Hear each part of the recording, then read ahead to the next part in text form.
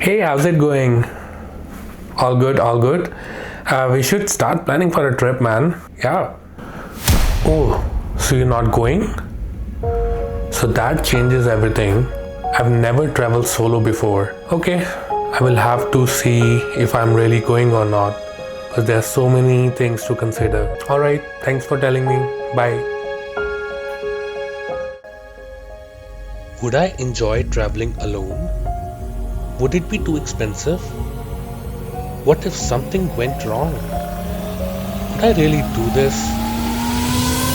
If these are the reasons which is stopping you to book your first solo trip, this video is for you. By the end of it, you'll have the confidence to finally book that trip that you've been putting off because you've been waiting for someone to join. You know which trip I'm talking about. I flew from Toronto to Portugal for 7 days and I will share with you all the breakdown of my budget, what things to do in Lisbon and Porto, and also at the end to answer the main question, that is solo traveling really worth it or is it overhyped? So let's dive in. If you have a Canadian passport, you will not need any visa to enter the Schengen countries, which includes Portugal as well. You can just travel hassle-free without any visa requirement. Secondly, I would recommend to get an eSIM because it's much cheaper than roaming charges which the service providers have. So I subscribed to Olafly. Costed me around $35 in total for 7 days, which had unlimited internet. So you will activate the SIM once you reach the airport. Just hold on to it and wait for the instructions they send you in the email. One thing I noticed about Olafly is when you are traveling between the cities, it takes maybe a minute or two to refresh the whole connection. So don't panic, something to note. So then other question is, do you really need cash in Portugal? Personally, I did not even needed €1 cash there because every place, including the street vendors, they all carry the machine.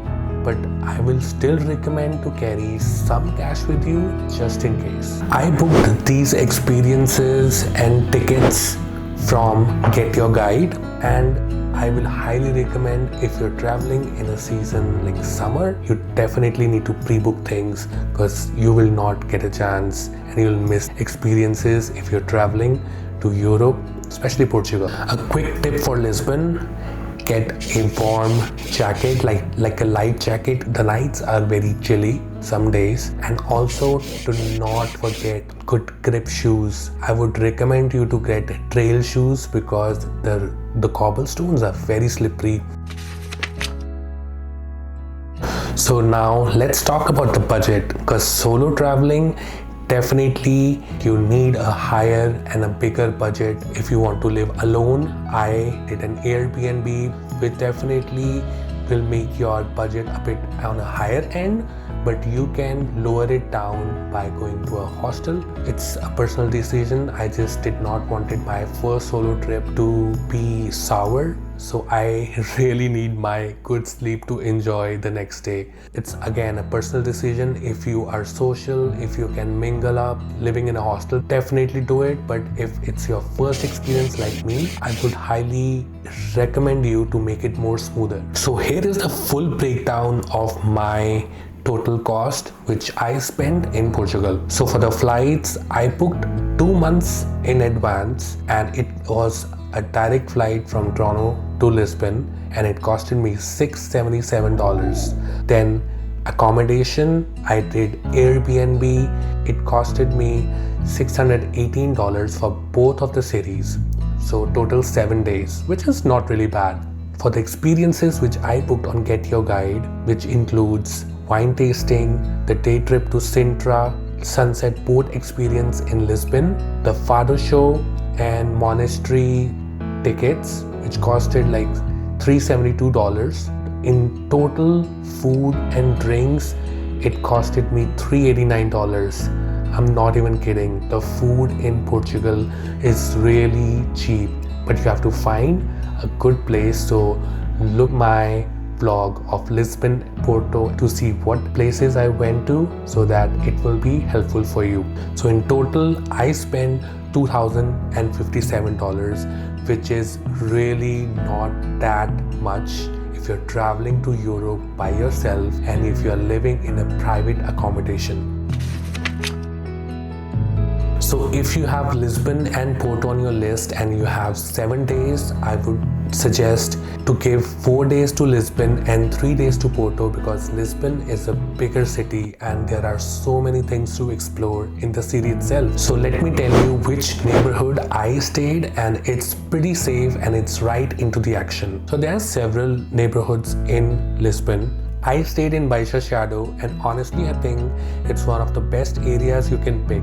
It's right in the center, walkable to almost everything, close to the best restaurants and bars. And honestly guys, when I say you need a place to be walkable, because Lisbon is very steep and you definitely don't want to walk 20 minutes in Lisbon to go to a good restaurant or some other experience. It's right there where the action is. So there are many places in Lisbon which you can go, but my favorite was definitely the Alfama neighborhood. There are so many places in Lisbon which I covered in 4 days. You can look my Lisbon vlog and you will see what things I covered in these 4 days. You can follow the same itinerary, which is very well planned. One quick tip about tram 28, which is an iconic tram route. It's full of tourists. Go early and you will not regret. One thing which I found overrated was LX Factory. If you are into shopping, definitely go there. I myself, I'm not into too much shopping, so I skipped LX Factory and even Pink Street, which is more fabricated for the tourists.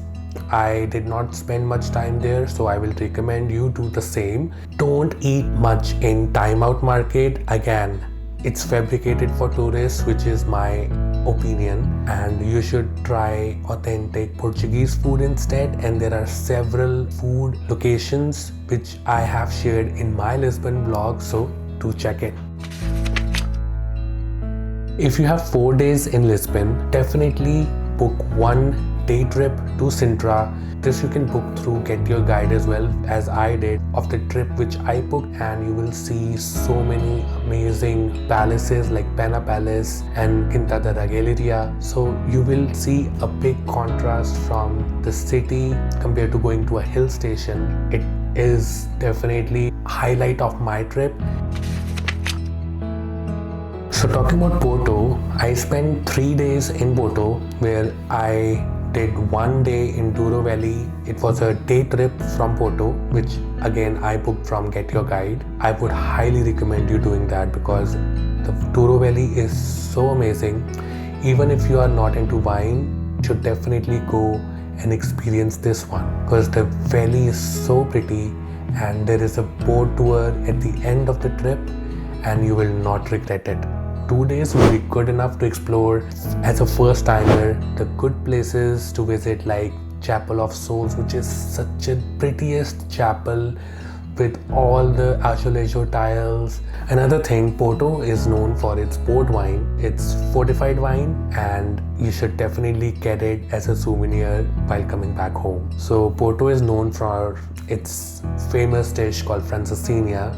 It's basically bread with a lot of meat like pork and beef and sausage. It's wrapped around the cheese with egg on top of it. It's the most heaviest thing you can have. It's the best meal after a hangover. I tried francesinha, but I will give you my honest review. It was not for me. I just ate half of it and I just had to send half of it back. Do try it for the experience. In Porto, just spend most of your time near Rivera, because that is a vibe. If you cross the bridge, you will see the bigger view of the city, which is such an amazing scenic experience. So definitely don't miss that, and you will see a lot of people there in Villanova de Gaia. There's a park. I'll mention the name of that park in the description.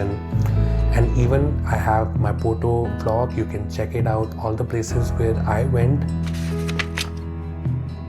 The thing really amazed me was the wine culture of Europe. So how openly people can drink it in public responsibly. I hope in North America people are more responsible towards drinking wine. More thing which I really loved about Europe in general, there is no tipping culture compared to America, where minimum you have to pay 18% tip. Why should you choose Portugal as your first solo trip in Europe? The access from Toronto to Portugal is very convenient. You'll find direct flights from Toronto at a good price. Secondly, it's very cheap, guys. When we compare the other parts of Europe, the food, the experiences, wine, everything is so cheap. I was so surprised that it was even cheaper than what we have in Canada. So definitely, if budget is your constraint, Portugal is best place for you to go. Third thing, I've heard a lot of pickpocketing being happening in Europe. Portugal is very safe. So the final verdict, how was my first experience as a solo traveler? So I will not lie, there were many moments where you'll be alone and you will see people in their groups and you want to share that moment with someone next to you. So you're definitely going to miss that. But there are other things which are actually overpowering this loneliness, especially in my experience as a solo traveler, so which I'm going to share with you. It gives you more freedom because you don't have to work your schedule with anyone. If your friend wants to go to shopping, you don't have to tag along with them. So you have more freedom to do what you want to stay as long as you want to. So this freedom you only will get if you will travel solo. Secondly, you will be with your own thoughts. Once you're sitting alone, you are eating in a restaurant, you'll notice things around more, because if you are traveling with someone, you will be busy talking with them and you will dismiss some things which you will observe as a solo traveler, and you will have more room to interact with strangers. Personally, I'm a bit of social anxious person, but traveling solo, I pushed myself to talk to people, and that really helped me with my social anxiety and talk to people, and which is really a good experience because you are expanding your connection and your horizon. Thirdly, and most importantly, it gives me confidence to book any trip anywhere. It just needs some planning, some research, and now I know that I do not have to wait for any other person to make my trip happen, because time never stops and you have to travel these places when you are more young, you have more agility, you have more vigor. I would still love to go with my friends, but it won't stop me to experience my own. But everyone is different, so you can decide on your own. I hope I have given you enough information and you'll get that confidence to book your first solo trip without any overthinking. So if you really like this video, like and subscribe so that I will bring this content coming. For now, adios and have a good one.